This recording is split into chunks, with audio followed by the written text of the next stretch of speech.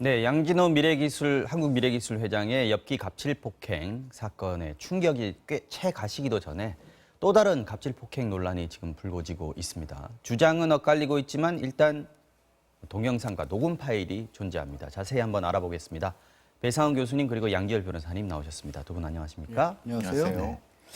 자, 배 교수님, 경향신문 오늘 단독 기사 일면에 실었는데 가해자로 지목된 사람은 마커그룹의 송명빈 대표, 폭행을 당했다고 주장하는 사람은 그 밑에서 일하던 30대 초반의 양 모 씨입니다. 어떤 식의 폭행이 지금 이루어졌다고 돼 있나요?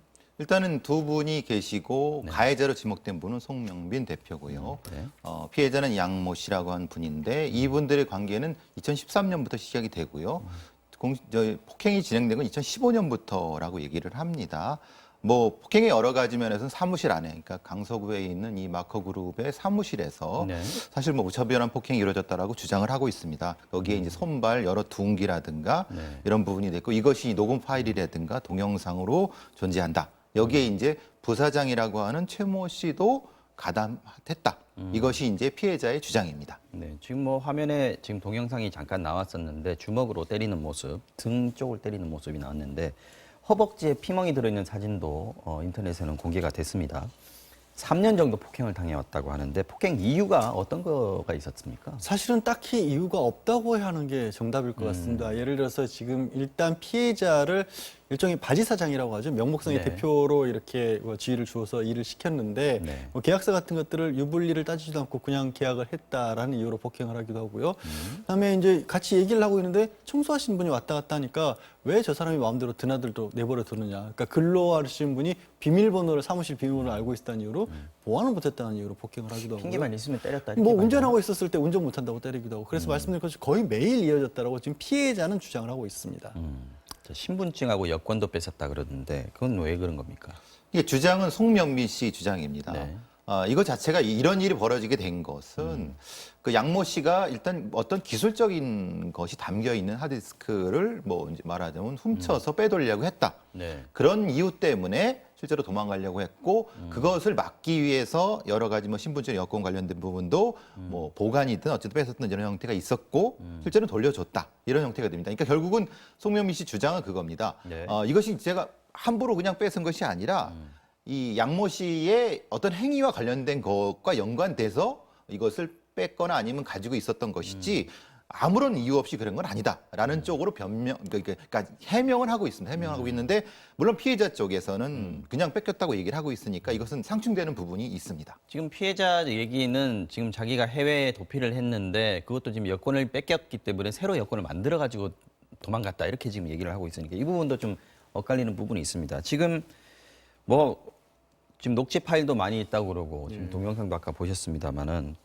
송명빈 대표는 이거에 대해서 지금 피해자 주장에 대해서 뭐라고 얘기를 하고 있습니까? 일단 오히려 이제 피해를 주장하는 양모 씨가 네. 사실은 내 기술을 가지고 수십억 원짜리 가치가 있는 기술을 하드디스크에 들었는데 그거를 가지고 해외로 도주를 했던 사람이고 빼돌리려고 했다. 핵심 기술을. 배임을 저지른 그런 사람이었고 네.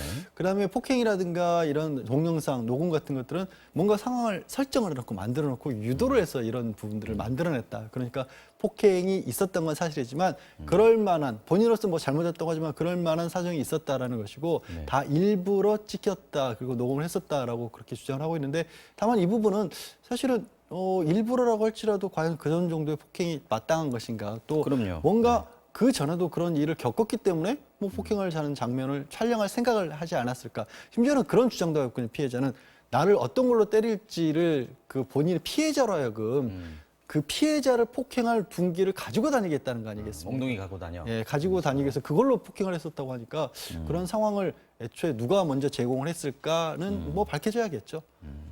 자, 마커그룹의 송명빈 대표 지금 저희가 계속 이름을 얘기하고 있습니다만 사실 이름은 익숙치 않습니다. 저한테도요. 이분이 근데 보니까 잊혀질 권리, 인터넷에서 잊혀질 권리라는 개념을 처음으로 주창을 했던 분이다. 이렇게 얘기가 나오는데 송 대표가 어떤 사람인지 좀 소개를 해 주십시오. 그러니까 일반 대중들한테는 상당히 낯선 분일 겁니다. 그렇지만은 이제 우리가 잊혀질 권리라고 하는 디지털상의 여러 가지 뭐 사진이라든가 여러 가지 동영상 같은 것들이 자연스럽게 사라질 수 있는 어떤 기술적인 것의 원천 기술을 가지고 있는 분. 그러니까 디지털 소멸의 권위자라고 얘기가 되고 있고요. 네. 그것이 이제 DAS라고 합니다. 디지털 에이징 시스템이라고 하는데 그럼 만약 예를 들면 어떤 사진 같은 것이 있다고 하면 1년 뒤에 이것이 자체적으로 삭제되는 기술이라고 하는 겁니다. 상당히 그 혁신적인 기술일 수도 있는 건데 이런 걸 가지고 이제 그 뭐 기술적인 부분에서 여러 정치권에서도 활동을 하시고 말하자면 박근혜 정부의 멘토였다가 문재인 캠프에서도 활동하셨다고 얘기를 하고 현재로는 성균관대 겸임 교수도 하신다고 얘기를 합니다. 그러니까 여러 활동을 하시는 분은 맞는데 대중한테는 그렇게 익숙하지 않은 분 정도라고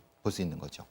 지금 피해자는 경찰에 고소를 지금 한 이제 상태입니다. 일단 그렇죠? 송명민 대표라는 분이 있고 그 직접적인 가해자로 지목이 됐고요. 또 최모 부사장이라는 사람도 가담했다 사실상 같이 있죠. 가담을 해서 같이 이렇게 폭행을 했다는데 상습 폭행하고 상습 공갈 그리고 거의 운전부터 시작해서 안 시키는 일이 없이 명목만 대표님이었고 온갖 일을 다 시켰다는 겁니다. 바지 그냥 사장. 바지 사장으로만 그냥 내버려 둔 게 아니라 그래서 이제 근로기준법 위반 혐의도 같이 적시를 해서 고소를 했다고 합니다.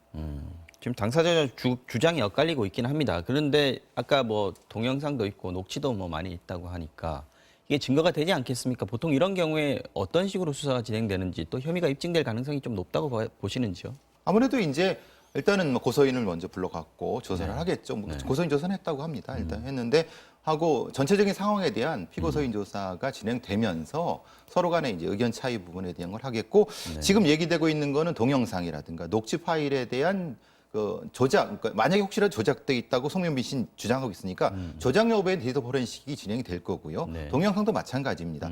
조작 여부에 대한 데이터 포렌식이 진행이 되면서 고소인의 진술의 진부 여부가 확인된다고 하면 어쨌든 폭행 여부는 이제 뭐 눈으로 볼 수 있는 거라든가 이런 확인될 수 있는 부분인 거고 나머지 부분들에 대해서는 그러니까 그러니까 왜라는 거는 이제 실제로 양모 씨가 무엇인가를 빼돌리려고 했기 때문에 그랬다고 하는 거는 그것도 따져봐야 되는 부분이 되는 거죠. 그건 별개고 그러나 또 폭행 행위 자체는 또 따로 처벌이 가능한 거잖아요. 충분히 가능하고요. 왜냐하면 이제 폭행을 결국에는 증거로 할 수 있는 부분들이 지금 말씀하신 녹음이나 영상 같은 것들이 증거로 되고 그걸 촬영을 한 사람이 누구냐에 따라서 나와서 이제 법정에서 내가 촬영한 그대로 조작이나 이런 것 없이 디지털 증거로 남아 있다라는 부분을 진술하는 과정 같은 걸 거쳐야 됩니다.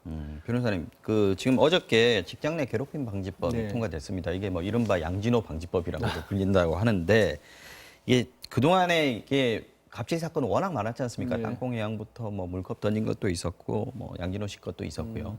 이게 직장 내 괴롭힘 방지법 이게 어느 정도 실효가 있을지 좀 얘기 좀 해주시죠. 일단 이게 결론만 말씀드리면 양진호 방지법이라는 이름을 붙이기는 좀 안 어울려요. 왜냐하면 네, 그렇습니까? 이 법안 자체가 이른바 직장 내 왕따라고 하는 거 있지 않습니까? 직장 왕따. 내에서 네. 뭐 상사가 부하 직원에게 뭐 신체적, 정신적으로 괴롭힘이거나 이런 일이 있었을 때 그걸 사용자가 알면서도 이 부당한 처우를 개선해주지 않았을 경우에 거기에 대해서 징역형이나 벌금까지도 매기겠다라는 건데 왜 제가 안 어울리겠다고 단정적으로 때리고 이런 건 말씀드리냐면 아닌 거군요. 때리고 이런 건 상습폭행으로 갈 수가 있기도 따로 합니다. 있고. 네, 따로 네. 있게 원래 기존의 형법으로 갈 수도 네. 있는데 양진호 지금 구속된 회장 같은 경우에는요 네. 직장 내 직함이 없었어요. 아 그러네요. 주식만 가지고 있었지 사실은 그렇죠. 회장이라는 이름으로 정권을 휘둘렀을 뿐이지 본인이 이 법률상으로는 직장 내부인이 아니었습니다. 사용자도 사실은 법적으로 아니었어요. 네. 이번에 송명민 대표 같은 경우에도 최근에 이 피해자가 이제 자신의 대표자를 그만두면서 대표로 취임했지만 그 전에는 그냥 이 자신이 직접 대표를 못 받았기 때문에 형식적으로 맡겨놓고 뒤에서 배후 조정 역할이었거든요. 그러니까 이 법의 적용 대상이 아예 안 되는 겁니다. 그러니까 지금 대한민국에는 회장이라는 타이틀을 가지고 있지만 사실은 굳이 법적으로는 책임지지 않는 지위에 있는데 실제 권력을 가진 사람들이 있거든요. 그런 사람들이 이런 일을 벌였을 때 뭘 어떤 법을 가지고 할 것이냐가 빠져 있는 겁니다, 사실은. 이 법은 프로세스가 없다는 겁니다. 말하자면은 이렇게 문제 제기하는 사람이 만약 문제 제기 당하는 가해자가 말씀하신 대로 사장이 아닌 경우 아니면 실력자인 경우에는 어떤 프로세스를 가지고 어떻게 할 것인가에 대한 것이 없는 거고요. 네. 또 하나는 그런 가해자를 아까 말씀드린 일반 형법으로는 처리할 수 있는데 일반 형법으로 처리할 걸 왜 이 법을 왜 만드냐 이 말입니다. 만들 필요가 없는 거죠. 그러면 이것은 무슨 용도가 있냐? 이건 그냥 직장 내 괴롭힘이라는 개념 정의만 하려고 만들었냐? 그럴 필요가 있느냐? 그거는 다시 대통령으로 만들어도 되는 것을. 이것은 그냥 흔히 말하는 사업자 고용주한테 이런 의무를 부과하고 안 했으면 3년 이상 3천만 원 이하의 것만 할 필요가 있으면 무슨 의미가 있느냐라고 하는 것이 바로 이 법의 한계를 지적하는 겁니다. 한계는 있지만 그래도 어느 정도 이렇게 경고의 효과라든지 예방의 효과라든지 이런 건 있지 않겠습니까? 물론 그렇습니다. 그러니까 제가 말씀드린 것처럼 직장 내부의 문제를 해결하는 데는 어느 정도 개입할 수가 있는 거고 분명히 같은 동료라든가 특히 뭐 직장 내부에서도 사실 갑을 관계가 벌어지는 경우가 있지 않습니까? 그런 데는 이제 효과가 있을 수 있는데 다만 그 직장의 법적인 테두리 바깥에 있지만 사실은 그 직장에 대해서 힘을 행사할 수 있는 사람들, 딱 양진호 회장 같은 경우 그런 경우였거든요. 그런 진짜 더 큰 갑질할 수 있는 사람들을 막기에는 아직은 이 법만으로는 부족하다는 거죠. 이제 한 발 뛰었다라고 저는 봅니다. 네. 지금 뭐 또다시 제기된 또 다른 갑질 논란, 이게 또 어디로 전개될지 지켜보겠습니다.